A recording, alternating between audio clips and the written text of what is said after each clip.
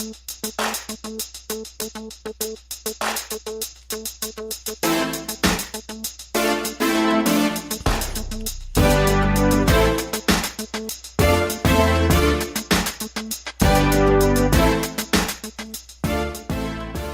and welcome to the Black Entrepreneur Blueprint Show. I am your host, Jay Jones. Black Entrepreneur Blueprint was created specifically to educate and inspire Black entrepreneurs to launch, build, and grow successful businesses. Join us as we help build an economic power base in the Black community by promoting business ownership.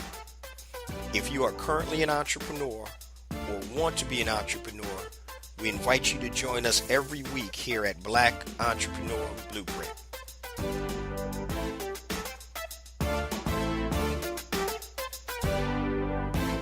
Welcome to the Black Entrepreneur Blueprint, episode number 243.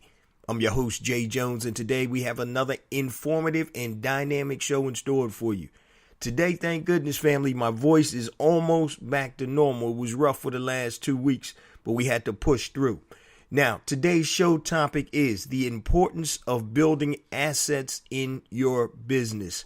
The importance of building assets in your business. That is the sole fact, family, for starting a business. Your business should be an asset. And we're going to talk about the importance and some of the things or some of the assets that we can acquire within our business. Now, before we get to today's episode, I just want to share a few things with the BEB family. Number one, I want to welcome any new listeners to Black Entrepreneur Blueprint. I want to welcome you to the BEB family, and please stick around until the end of today's show, and I'm going to give you all of my social media contact information, and please link up with me via social media. Now, my new book is out, A New Black Wall Street, Circulating the Black Dollar Worldwide by Building Successful E-Commerce Businesses. So if you're interested in building a successful, sustainable e-commerce business, please go to anewblackwallstreet.com. Pick yourself up a copy. It's $14.95 plus shipping and handling. Also have an audio book coming out shortly, and we will do an ebook in the near future. Now, if you need additional assistance building your successful, sustainable e-commerce business, please go to educatedecommerce.com. Educatedecommerce.com. That is an online course that is compatible to the book. So if you need more hand-holding and more direction, please go to educatedecommerce.com and you can enroll in the course. Now, for all you Black product producers, if you produce products and you're trying to sell to Black consumers, please go to my platform, BeSmartByBlack.com. BeSmartByBlack.com. You can upload your products and you can connect to Black consumers worldwide. That's what we're talking about, guys. Circulating the black dollar worldwide. It's a worldwide economy. Now, for all you freelancers, if you have your information up on freelancer.com or fiverr.com, please put your information up on hireblackfreelancers.com. HIRE, blackfreelancers.com. This is another platform I created to connect Black freelancers to Black consumers worldwide. So if you have the skills in web design, coding, voiceovers, photography, anything that's on Fiverr or Freelancer, please upload your information.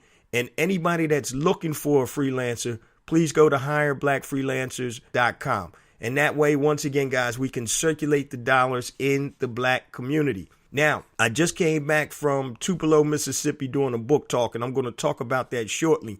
But before I forget, Detroit, I'm coming to see you, family. I'll be in Detroit Saturday, March 23rd from 12 noon to 2 p.m. doing a book talk and signing. And I'm going to be at the Northwest Activity Center, 18100 Myers Road in Detroit. So the D, I'm coming to see you, family. Saturday, March 23rd, 12 noon to 2 p.m. at the Northwest Activity Center, 18100 Myers Road in Detroit. Please come on out. I'd love to meet all the BEB family members in the D. Now, I just got back last weekend from Tupelo, Mississippi, and I had a great time. We had a book talk and signing down there. It was hosted by the Concerned Citizens for Justice. I just want to give them a shout out. The brothers and sisters of the community just welcomed me. I felt so much at home, and I want to thank you guys once again for the hospitality and the turnout. We had a tremendous turnout. I think the event was great. We got a lot of Q&A out there and signed a lot of books, and it was nothing but love. And guys, I tell you what, that's what it's all about. It's about service. And once again, I want to thank you guys in Tupelo for the hospitality. I got in Friday afternoon, and that evening, oh man, they took me to this restaurant. I forgot the name. I wish I had the name right now so I could plug them. But they took me to this restaurant, black-owned buffet type restaurant. And my God, I think they had dope in that chicken, man. It was so good. I'm telling you, I told the family, I said, look, man, if I'm not up in the morning, y'all know what happened. I ate too much. But I once again want to thank the Tupelo BEB family for showing me nothing but love. Once again, don't forget, I'll be in Detroit Saturday, March 23rd, and I got more to come. So if you guys are interested in having me come out and speak to a group or an organization, please reach out to me via email at jjones@blackentrepreneurblueprint.com, JAYJONES@blackentrepreneurblueprint.com. All right, we got all of that out of the way, family. Let's get to today's episode. The importance of building assets in your business. Now, there's a whole lot of reasons that you need to build assets in your business. But first, let's start off by determining what is an asset. And according to Webster's, in financial accounting, an asset is any resource owned by the business, anything tangible or intangible that can be owned or controlled to produce value and that is held by a company to produce positive economic value. That's considered an asset. I'm going to repeat that. All right, an asset is in financial accounting. An asset is any resource owned by the business, anything tangible or intangible that can be owned or controlled to produce value and that is held by a company to produce positive economic value. That's what an asset is. So one of the reasons you should be looking to build a business is to create an additional asset. Okay. Yeah, we want money, and cash is an asset. That's a byproduct of your business, but you want to build an asset. Okay. So some of the reasons why you want to build a business as an asset, you can cash out. So when people are selling their businesses right now for e-commerce businesses, anywhere from 28 to 30 times your net revenues per month, you can cash out. Okay. You can also leave it to your family. And we always talk about, hustling for your last name, not your first name. So you can build a business, get the cash flow off of it, and you can leave it to next generations. Your children, their children's children, and so on and so forth. So you want to be able to leave it to your family. You also want to be able to leverage it, guys, to continue to build wealth. So if you have an asset, and I'll just use the example of a commercial building. If you own a commercial building, you can leverage that building if you have equity enough where you can take loans out against the building. Now, once again, you need to make sure that you're fiscally sound and you're in good shape in order to do that, because you don't want to risk losing your commercial property. But you can leverage your business or the assets in your business. And that's how businesses continue to grow. Now, when you start a business, most times you have to start off and you use your own personal assets or your own personal credit. But one of the things that you really want to do is you want to focus on getting business credit. So when you create that LLC or whatever, S corporation, whatever you want to do, make sure that you start applying for trade lines in that business name. Everything you do, when you go buy a ream of paper from Staples, make sure that it's done in the company name. Go open bank accounts. You can have debit cards and credit cards or whatever, and then you start to be able to build credit. So your business should be an asset. Okay? You can cash out with it. You can leave it to your family, hustling for your last name, or you can leverage it to continue to build wealth. And today we're going to be talking about two types of assets: tangible business assets and intangible business assets and intellectual property assets. So let's start with tangible business assets. And tangible business assets are assets that have a physical existence, so we can touch, feel, and see them. So here's some examples of some typical or standard tangible business assets. You have land, you have building, you have machinery, you have equipment, you have cash, you have office supplies, you have stock, you also have, which is inventory, marketable securities, and furniture. So these are some of the standard tangible assets that we all know about. Now, I just want to talk about a couple of those real quick before I finish this list. But when I talk about building or owning a property, it's not renting a property, guys. And in order for it to be an asset, you have to own it. So if you're renting a commercial spot, that's not an asset. Okay, so it's about owning the spot. So you can have a mortgage on it, but that's an asset. Now, FYI, guys, I just want to tell you, if you are renting a commercial location, so if you have a lease for your business, one of the tricks that commercial leasing companies do is a lot of times if you're married, they'll try to get your spouse to sign on the lease. And this happened to me before. And this is just an FYI. It's a little off the beaten track, but I just want to put this out to you guys so you'll recognize what this is. If you're looking for a business space, commercial space, office space, or whatever, many times the realtors or the leasing company will ask your spouse to actually sign the lease too, even if your spouse is not in the business. And the reason that they want to do that is in case they have to sue you, they can come after both you and your spouse.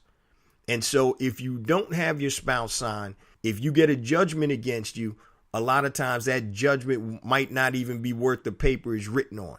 So if you're married and you have everything in joint name, your house, your cars, and everything like that, and you sign a lease, a commercial lease, and you have your wife on that lease, even though, or your husband, even though if they're not in the business, if something goes wrong with that lease and they try to sue you because both names are on the lease, they're able to come after both of you, even though your spouse doesn't have a damn thing to do with the business. So this is just an FYI. So if you're in business and you're signing a commercial lease and you're married, don't have your spouse sign it, okay? Don't have your spouse sign it. They're going to press you to do that, but do not have your spouse sign the lease. And that's just a little FYI. So we're talking about today the importance of building assets in your business. And first, we're starting off with tangible business assets, and we're going to talk about the standard business assets, and then we're going to talk about some alternative tangible assets. So once again, I went through land. So if you own land, obviously for your business, if you own a building, any machinery or equipment that you have, that's an asset. Okay. So if you have copy machines, fax machines, computers, phones, those are assets. Any cash that you have in your business accounts, that's an asset. Office supplies, reams of paper, pens, or whatever, that's a tangible asset. Stock. So if you're a publicly traded or a privately traded company and it's stock and the stock is worth something, that's a tangible asset. Marketable securities. Your business could own stocks. You could have a portfolio for your business that owns stocks in other companies. And also the furniture. All right, so those are some of the standard tangible assets that we all know about. But really, we want to talk about today some alternative tangible assets that we need to create to build a solid business. Some of the alternative tangible assets. And I talked about this before. For example, your platform. That needs to be an asset that you develop for your business.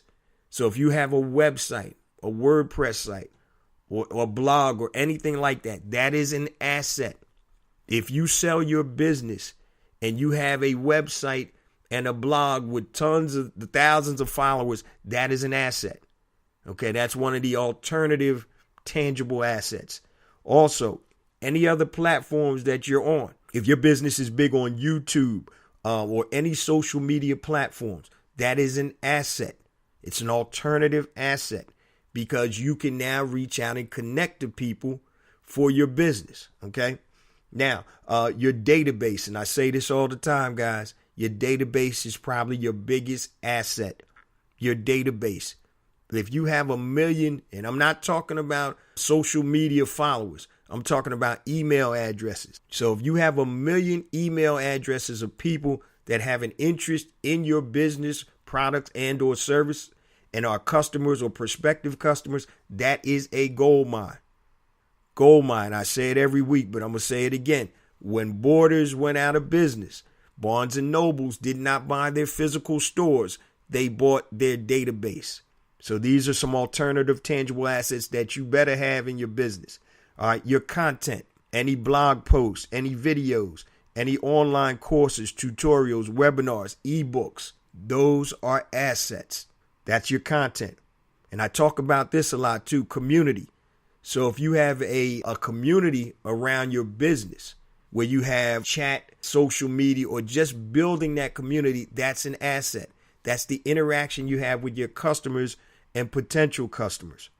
Your inventory. If you sell products, I told the story about one of my buddies who wanted to go into business with me, and he has like 5,000 razors sitting in his garage right now because he didn't listen to what I told him and he didn't follow the formula. That's why I didn't go into business with him, because I knew what I was talking about and I knew he was going to end up where he ended up. And so that inventory, even though it's sitting in his garage, he can still liquidate that. I really don't know why he hasn't. Another alternative tangible asset is your external revenue streams. So you want to sell on your own websites, but you can also be selling on Amazon, eBay, Etsy, and other external sites. Also, inventions. If you created a product or a variation to the product, that's an alternative tangible asset. So today, guys, we're talking about the importance of building assets in your business. And I know this isn't a sexy type show, but it's real, and it's about the foundation of your business. It's all about building assets. That's what you're in business for, to build assets. It could be cash or whatever, but you want to build assets. Those are the tangible business assets. Now we're going to start to look at some intangible business assets, which include intellectual property assets. Now, intangible assets are assets that don't necessarily have a physical existence. So you can look at goodwill. So if you've been in business and people know your story, they like your business, they like you, you've created goodwill. People are willing to give you a pass if something happens because of the goodwill you've built up over the years. Patents, copyrights, and trademarks. These are intangible business assets. So just imagine if a company has a product like Nike, right? They have sneakers. I'm just going to use the sneakers. Just imagine if they didn't have that name trademarked. Yes, because they've been in business, they could fight and say this mark has been used in commerce, but you need to have those intangible assets. So you can patent something. If you're an inventor, you want to protect that asset by having a patent. Copyrights, if you're writing, copyrights, trademarks, okay? Your logo. So if you look at certain logos, you look at the Amazon logo, as soon as you see it, you know what it is. The McDonald's logo, the golden arches, you know what those are. Those are assets. Brand recognition, okay? That's an intangible business asset. So if I say Nike, people know what that is. They know that most times they're decent quality products, except for the sneakers Zion Williamson had on the other day that he busted through. But, you're looking at brand recognition. They've been out there for a long time. People know the brand. That's an intangible asset. Trade secrets. They could be internal trade secrets, the way they do business or something like that. That is an asset. You have formulas. So everybody talks about that the KFC chicken recipe. Nobody knows what it is. That's a formula. That's an asset. Okay. So if you go and look at perfumes, the formulation to a perfume or cologne, that's an asset. Corporate intellectual property, anything intellectual that company has. They may have research or data on a certain industry, and that's corporate intellectual property. Permits. Okay, that's an asset. So if my business has a permit to hold a festival in Center City, Philadelphia, that's an asset, because not everybody's going to be able to get a permit. Licenses. Now, it's funny, in Philly, they don't make any more liquor licenses. So if you want to open up a bar or restaurant, you have to buy one of the existing liquor licenses from somebody that has one. And the liquor licenses are actually attached to the buildings, to the locations. So if you own a liquor license in Philly, even if your building or your establishment isn't up and running, that's an asset because people are going to want to buy that.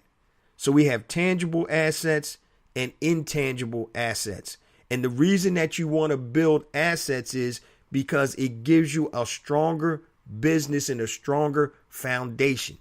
It's all about building assets. All right, now, and I use e-commerce as an example a lot. One of the things that you can do with assets is you can liquidate the assets. So I use the example of my buddy who has 5,000 razor blades, or actually razors, sitting in his garage. If he was smart, because he's already invested in that, he can liquidate it. So anytime you're in the product type business and you have inventory, if you buy the product right, you can still make money or break even or mitigate your loss by liquidating your assets. And I believe he paid 19 cents per razor. And I think this was a 5-blade razor. And I think he had them in packs of 3. And so just say 20 cents a razor, that's 60 cents plus the packaging and shipping. And I think he was in about $2 and he was selling the product for like $9. So if he just broke even, if he just sold these razors for $2, and then once again, it's a 3-pack.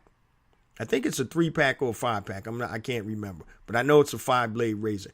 But if he just sold them for $2, and that's his cost per unit, he didn't lose anything. He would make his money back. So having assets allows you to liquidate if you need to liquidate. So I tell people that go into e-commerce, if your product doesn't sell, you can always find a place to liquidate it or wholesale it where you can make your money back. So 3 of the biggest reasons you want to start a business is, number 1, you want to cash out. This is all about building assets. Number 2, you can leave it to your family, hustling for your last name, not your first. And number 3, which is real big, is you can leverage it to continue to build wealth. Now, I've leveraged assets in my e-commerce business before, and I've used it so I could buy more product. And all I did was I parlayed that leverage, took out a small loan, bought more product, sold more product, paid the loan off. That's leverage. And I did it under my business, not under my personal name. So those are some of the benefits, guys. And today's show is the importance of building assets in your business. Asset is any resource owned by the business, anything tangible or intangible that can be owned or controlled to produce value that is held by the company. That is what an asset is. And we have to start, guys, by looking to build assets. A lot of times in our business and also in our personal life. Normally in your personal life, the biggest asset most people have is their home that they buy. But we have to start really focusing on building business assets. If you look to sell your business, the more assets you have, the greater dollar value your business is going to be valued at. And obviously, the more money that you're going to make. And a lot of times when we start businesses, we don't go and buy land. We don't go and buy a building. We're usually renting at first. But if we're able to parlay that business where we can start accumulating and building assets, buying land where your building is, buying the building, buying the machinery, the equipment, and everything, now those are assets. The more assets you have, the less likely you're going to go out of business. And if you do go out of business, you could sell the assets. I don't mean to laugh, but that's true. So that's almost like a fallback. So if you have equipment, there are companies out there that specialize in selling equipment or liquidating equipment from businesses that are going out of business. So anytime you can build assets, that's what you need to be doing. In my business, for example, my e-commerce sites, those are platforms. Those are assets. Those are assets nobody else can control. So if I want to sell one of my e-commerce businesses, I can sell that. That's an asset. So I've continued to build that up. Now, I don't own an office building. I rent, but that's fine because my business is collapsible. And what I mean by collapsible is I don't need, like I used to have with my mortgage business, I don't need 5,000 square feet. I don't need a $7,500 a month rent. I don't need all the furniture and computers. My business is collapsible. Okay, I'm a location independent business. Even though I do have a location, I can work out of my house. I can go to my office as long as I got an internet and computer. But I do that purposely. I don't want to build a business where I have a physical location. But you may have a business that requires a physical location. And if it makes sense for you to buy that location as opposed to renting that location, that's an asset. Most of you guys probably know about McDonald's. Everybody thinks McDonald's is a hamburger company, but they're wrong. McDonald's is a real estate company. They own, I think, behind the Catholic Church, I think they're the second largest real estate holding company out there. So when you become a McDonald's franchisee, this is how the game works. And this is all about building assets. This is how it works. You finally get approved to be a McDonald's owner after you go to Hamburger U, work in the store for X amount of months, I think almost close to a year. And then you say, okay, I'm going to build my location here. Or I'm going to take over this location. So what McDonald's does is, okay, we'll build this thing for you, right? You got to get the financing and get approved, but we'll build it for you. And we're going to actually own this location, Jay. And while you start selling hamburgers, you're going to be selling hamburgers in a location that McDonald's owns and that I'm going to pay rent to every month. So McDonald's will go ahead and build the building. Now you'll have to get the financing. So really, every location that you see in McDonald's, that real estate is owned by McDonald's Corporation. It is not owned by the franchisee. The franchisee is leasing that facility from McDonald's. So thousands, I don't even know how many units they have.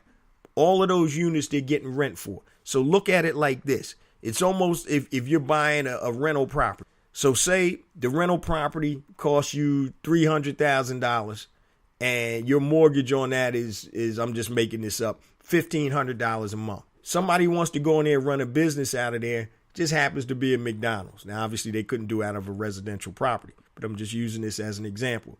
They go in there and they run the business out of there, and you tell them, yeah, you can lease this space and run your business out of here, but it's going to be $3,000 a month. So McDonald's mortgage on that property is $1,500 a month, but they're getting $3,000 a month. And so they're making money off of the real estate. That is an asset for McDonald's, not the franchise owner. So building assets.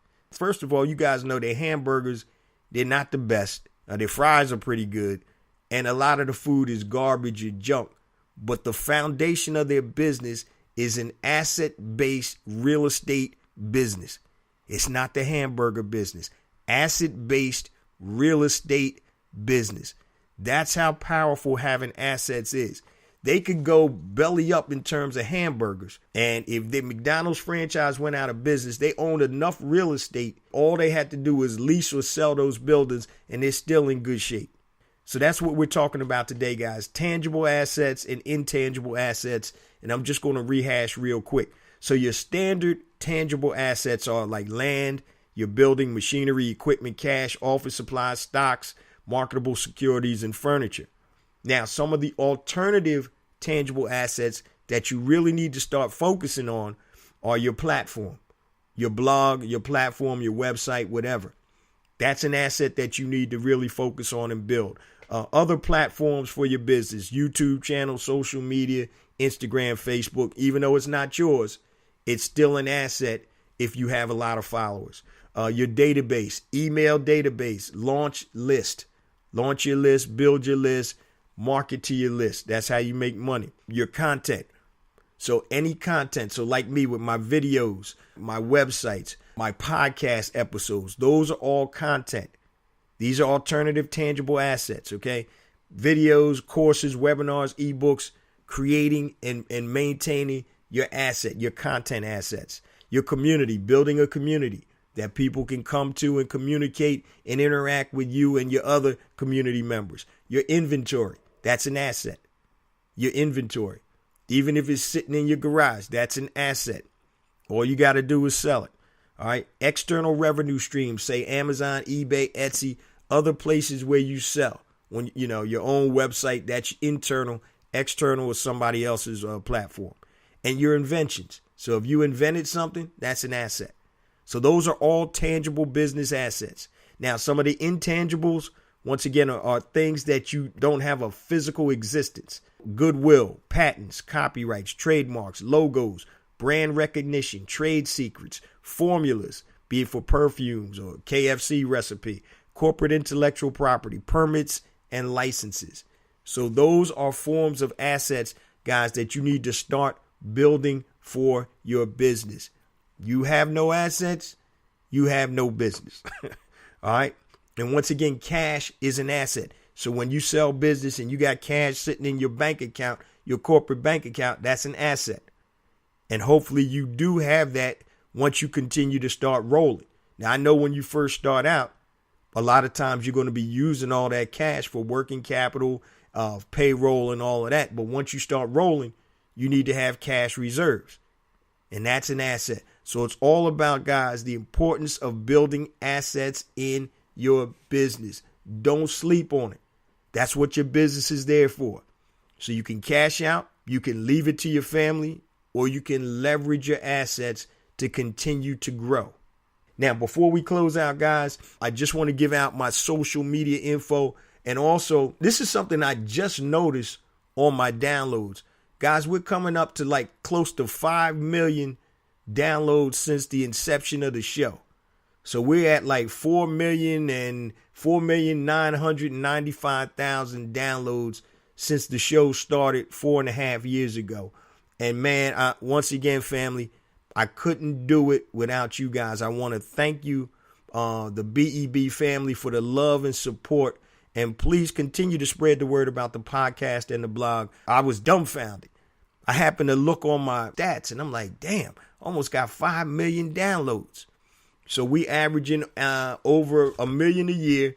And actually, it's just continuing to grow because it started off slower than where it is now. But I attribute all the success to the BEB family. Please continue to spread the word about the blog and the podcast and give out all the social media links. And like I said, word of mouth, smoke signals, whatever you need to do, I greatly appreciate it.